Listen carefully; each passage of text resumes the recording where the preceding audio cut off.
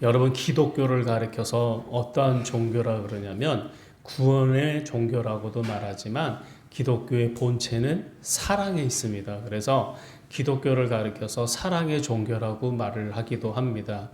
이 땅에 우리는 종교의 자유를 가지고 있기 때문에 많은 종교가 대한민국에 함께 공존해서 살아갑니다. 그 중에서도 가장 많은 사랑을 베풀고 또한 많은 기관을 만들어서 어려운 자들에게 구제를 행하는 그 단체 가운데, 종교 가운데 기독교가 1위입니다. 그만큼 기독교는 사랑의 종교이기 때문에 그렇습니다. 그리고 사랑이란 말은 언제나 우리들의 마음을 참 따뜻하게 하고 또 우리들의 마음을 항상 훈훈하게 하는 그러한 단어이기도 합니다. 그래서 사랑의 본체가 되시는 그분이 누구냐? 예수님이지 않습니까? 그래서 예수님의 모습을 통해서 여러분, 그가 왜 사랑의 하신이고 또한 주님이 왜 사랑의 원천이고 또 왜 그분이 사랑의 능력이고 또한 사랑이신 예수님께서는 우리들의 그 완악함을 다 드려도 진정한 사랑으로 우리를 베풀어 주시는 분인지를 이 시간에 우리가 상고해 봤으면 좋겠습니다. 여러분, 그러면 예수님의 사랑의 모습은 어떠한 모습을 지니고 있겠습니까? 예수님께서는요, 아낌없이 주시는 한없는 사랑을 말합니다. 그래서 마태복음 20장 28절 말씀에 보면 인자가 온 것은 섬김을 받으려 함이 아니라 도리어 섬기려 하고 자기 목숨을 많은 사람의 대속물로 주려 함이니라 라고 말씀합니다. 이곳에서 보면 주님이 오신 목적이 분명하게 드러나 있습니다. 주님은 이 땅에 오실 때 그분이 섬김을 받기 위해서 이 땅에 오신 분이 결코 아니라는 거예요. 도리어 주님께서는 우리가 이 땅에 오셔서 우리들을 섬기고 또한 자신의 그 목숨을 많은 사람들의 속죄 제물로 바쳐드리기 위해서 이 땅에 오셨다는 겁니다. 여러분, 이 대속물의 헬라어의 원어는 리트론이라고 되어 있습니다. 그래서 이게 무슨 말이냐면 풀다, 벗다, 패하다라는 의미를 지니고 있어요. 그래서 타인의 속박하에 있는 노예나 죄수에게 자유를 부여해 주는 것을 의미하기도 합니다. 바로 예수님께서 세상에 오신 목적이 뭐냐? 자유를 주기 위한 거. 죄로 인해서 죽을 수밖에 없는 인간들의 그 죄의 속박에서 벗어나게 해주셔서 참 자유를 주시기 위함이라는 겁니다. 이것이 얼마나 우리들에게 큰 은혜인지 모릅니다. 여러분, 인간의 죽음이 어디서부터 시작됐습니까? 죄가 관영함으로부터 인간의 죽음이 시작됐다고 그랬습니다. 또한 인간은 죄를 짓지 않고 살아갈 수가 없습니다.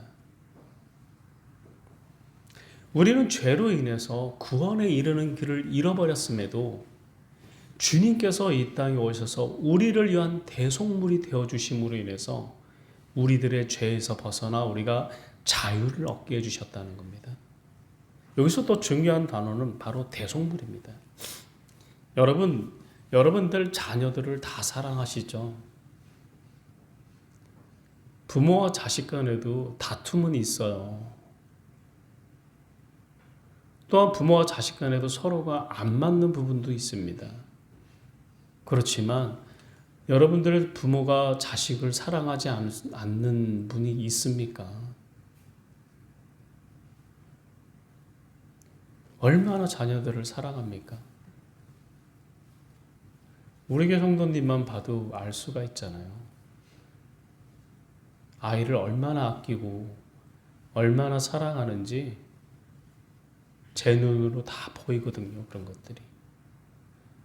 그런데 여러분들의 자녀를 누군가를 위해서 대신 죽음의 길로 가야 된다면 여러분들의 자녀를 그 죽음의 길로 누군가를 대속해서 죽게 된다면 여러분의 자녀들을 내어줄 수 있습니까? 절대 내어줄 수 없습니다. 저 또한 우리 자녀가 누군가의 대신 죄를 지어서 그 죄값으로 죽음을 길로 가야 된다면 저는 저의 자녀들을 내어줄 수 없어요. 근데 성부 하나님께서는 인간의 죄를 위해서 성자 하나님을 대속물로 주셨다는 겁니다. 그것은요, 사랑이 없이는, 인간을 향한 사랑이 없이는 불가능한 일입니다, 여러분. 그래서 하나님의 그 예수 그리스도의 사랑이라는 것은 아낌없이 주는 사랑을 의미하기도 합니다. 여러분, 부모와 자식 간의 사랑도 아낌없이 주는 사랑이긴 하지만 어쩔 때는 조건을 가지고 있어요. 제가 지금 보고 있는 책이 뭐냐면 조정래 작가의 황금종이라는 소설을 보고 있습니다. 그 황금종이 하니까 여러분들 어떤 생각이 드세요? 황금종이가 뭔 것 같아요? 돈이에요, 돈. 황금종이. 그래서 그 책을 제가 이제 지금 학원을 이제 거의 다 봐가는데 2권짜리인데 그곳에서 보면 지금의 세태를 얼마나 풍자했는지 모릅니다. 돈 때문에 벌어지는 일들을 그 소설의 작가가 이렇게 소설을 썼어요. 근데 그 내용에 보면 자식 간의 관계와 부모 자식 간의 관계도 한없는 사랑, 조건 없는 사랑이 아니라는 것을 저는 그것에서 보게 돼요. 자식이 부모의 재산을 얻기 위해서 서로가 법정에서 소송하는 일은 비일비재로 일어나고요. 또한 부모가 갖고 있는 재산을 조금이라도 더 얻기 위해서 거짓 효도를 행한다는 거죠. 옛날에 어른들 말씀에 이런 말을 들어본 적이 있어요. 저도 야, 당신이 늙어서 자식들에게 대우를 받고 싶으냐? 그러면 재산을 자식에게 다 물려주지 말아라. 그러더라고요. 그 다음에 네가 돈을 가지고 있어라. 통장과 도장을 지니고 있어라 그러더라고요. 왜? 그것을 보고 자식이 부모에게 잘한다는 거예요. 얼마나 서러운 현실입니까? 자녀가 부모로서 공경하고 부모로서의 사랑을 우리가 자기가 받았던 사랑을 베풀어 주는 것이 아니고 돈을 보고 자식이 부모를 섬기고 공양한다는 거죠. 그래서 자식과 부모 간의 사랑도 보면 이게 조건 없는 사랑이 아니에요. 조건이 결부된 것이 아니고 결여되어 있어요. 서로가 연결되어 있단 말이죠. 얼마나 좀 속상한 일인지도 모릅니다. 근데 주님의 사랑은 한없이 주시는 사랑, 바로 우리들에게 영원한 그 죽음의 길까지도 마다하지 않는 그러한 사랑을 우리들에게 베풀어 주셨다는 거죠. 그래서 요한복음 3장 16절 말씀 우리는 너무나 잘 알잖아요. 하나님이 세상을 이처럼 사랑하사 독생자를 주셨으니 이는 그를 믿는 자마다 멸망하지 않고 영생을 얻게 하려 하심이라. 바로 주님의 그 사랑이라는 것은 한없는 사랑이심을 잊지 마십시오. 또한 요한일서 4장 8절 말씀이 이랍니다. 사랑하지 아니하는 자는 하나님을 알지 못하나니 이는 하나님은 사랑이십니다. 우리가 사랑을 알지 못하면 하나님을 알 수가 없답니다. 바로 하나님 그 자체가 사랑이시기 때문이라고 말씀합니다. 또한 두 번째는 어떠한 사랑이겠습니까? 주님의 사랑은 끝까지 책임지는 끝없는 사랑을 말합니다.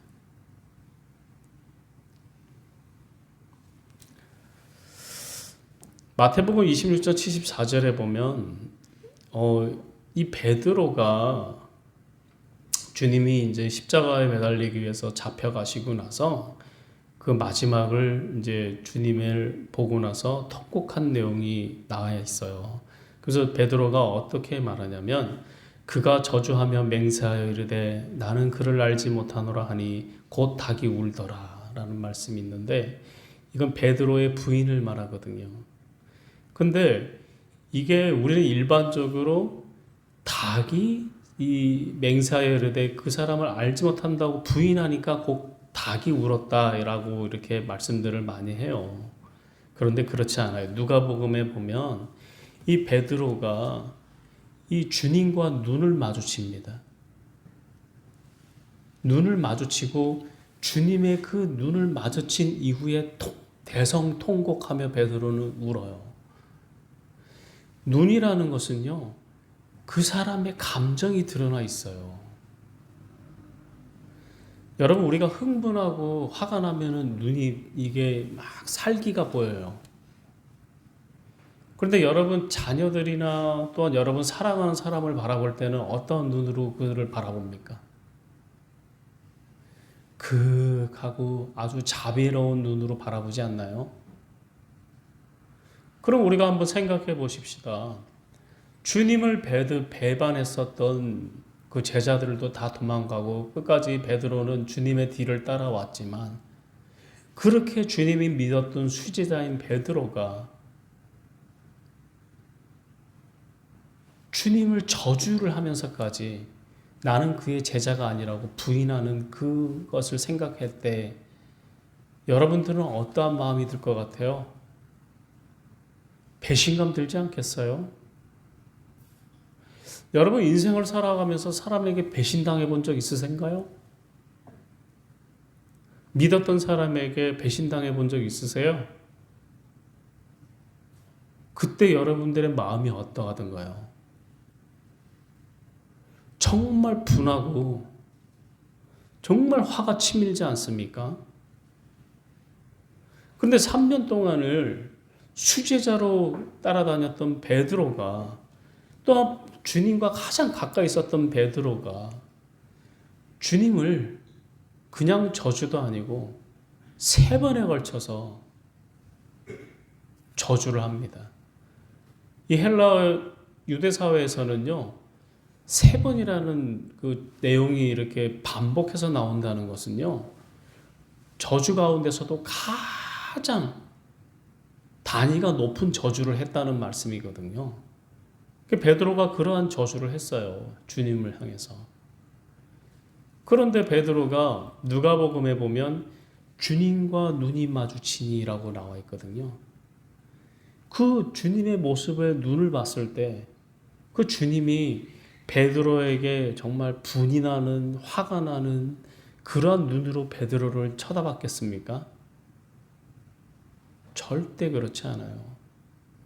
주님은 베드로를 보려볼 때도 그때에도 똑같이 사랑의 눈으로 자비의 눈으로 베드로를 그윽하게 쳐다봤을 겁니다. 그 눈을 마주치고 나서 베드로가 대성통곡을 하는 거예요. 그것은 정말 끝없는 사랑, 그를 위한 사랑이 없다면 그렇게 행할 수 없습니다. 저도 저를 해한 사람이 있다면, 저에게 정말 나쁜 일을 행했던 사람이 있다면 그를 그윽한 눈으로 저는 바라볼 수 없을 것 같아요. 저주가 가득 찬 눈으로, 화가 치밀어 오르는 눈으로 아마 베드로를 그를 쳐다봤을 겁니다. 그런데 주님은 그렇지 않으셨잖아요. 그 그윽하고 자비로운 눈이라는 것은 바로 사랑이 없다면 그러한 눈의 모습을 행할 수가 없는 겁니다. 그래서 베드로는 그 이후에 진정한 사도 베드로로 거듭날 수가 있었습니다. 그때 우리가 입장을 바꿔놓고 주님이 저주한 눈으로 봤다면 지금의 사도 베드로는 존재할 수 없었을 겁니다. 사랑은 그렇게 사람도 변화시킵니다. 그래서 주님의 사랑은 놀랍다는 거죠. 마지막으로 주님의 사랑은 무엇을 요구하느냐? 실천하는 사랑을 요구해요. 실천하는 사랑. 그래서 요한복음 13장 34절에 주님의 사랑을 받은 자들은 서로 사랑하라고 말해요. 그래서 그 말씀이 이러합니다. 새 계명을 너희에게 주노니 서로 사랑하라. 내가 너희를 사랑한 것 같이 너희도 서로 사랑하라. 여러분, 계명이라는 것은 제가 예전에도 말씀드렸던 것처럼 절대성을 지니고 있거든요. 이 계명은 지켜도 되고 안 지켜도 되는 그러한 것이 아니고 절대적으로 따르고 지켜야 될 것을 계명이라고 합니다. 그런데 주님께서 우리들에게 새 계명을 주신다고 그랬지 않습니까? 새 계명. 우리가 십계명 이외에도 주님께서 우리들에게 주신 계명이 있다는 거예요. 그게 뭐냐? 서로 사랑하라. 내가 너희를 사랑한 것 같이 너희도 서로 사랑하라는 거죠. 여러분, 우리가 새생교회에 모여서 우리가 공동체를 이루는 원인이 어디에 있습니까? 사랑하기 때문에 모이는 거예요. 우리 교회가 작지만은 성도 간에 서로가 우리가 예배 전에 모여서 뭐 차도 마시고 또 이렇게 뭐 먹을 게 있으면 서로 떼서 나누고 그러는 것이 교제를 이루기 위해서 그러거든요. 우리가 교회에서 점심을 잘 하지는 않잖아요. 그래서 그 다음은 30분이라는 시간 동안 예배 끝나면 다들 또 집에 가기 바쁘시니까 예배 끝나고 잡아놓는 걸 또 교인들이 별로 좋아하지 않아요. 빨리 집에 가고 싶어 하시고 각자 일본 쉬기를 원하기 때문에 그래서 그냥 제가 생각하기를 그냥 예배 전에 30분을 모여서 커피 나누면서 이렇게 서로 교제하면 좋겠다 생각해서 또 저희 가족들만 있으니까 저희 식구들만 있으니까 예배를 좀 30분 늦춰도 큰 지장이 없으니까 그렇게 예배를 드리는 거거든요. 그래서 우리가 식사하는 날에는 그냥 11시에 예배 드리고 그렇게 하는 원인이 그게 있는데 그것은 우리가 교제를 나눈다는 것은요. 교제로만 끝나는 것이 아니에요. 그 안에서 서로가 일주일 동안 어땠는지 또 새로 얘기도 나누면서 또 드리고 싶은 게 있으면 또 나누기도 하고 그것은 바로 사랑의 공동체를 이루기 때문에 그렇습니다. 우리가 사랑하는 마음이 없으면 그러한 일도 행할 수가 없다는 거죠. 그래서 서로 형제 간에 화목하고 서로 형제 간에 사랑을 하는 것이 그런 작은 교제에서부터 일어나는 거거든요. 저는 그것이 참 좋은 것 같아요. 우리가 작지만 서로가 모여서 커피도 마시고 떡을 떼면서 교제할 수 있는 것이 바로 사랑의 공동체를 이뤄가는 것이라고 저는 생각을 합니다. 근데 주님께서 우리들에게 계명을 주시되 너희들 서로가 진정 어리게 사랑하는 마음을 가지라 그러잖아요. 우리가 장례가 나도 또 서로가 모여서 2시간, 3시간 걸려서 갈 수 있는 것도 사랑의 마음이 없으면 그렇게 행할 수가 없거든요. 여러분, 우리가 작지만은 아주 이렇게 좀 관계가 서로가 더 사랑하고 서로가 더 위하고 서로가 더 위로하고 서로가 더 힘이 되어질 수 있는 그런 새생교회의 공동체를 만들어 갔으면 좋겠습니다. 저 알아요. 여러분들 교회 나오는 거 쉽지 않다는 거.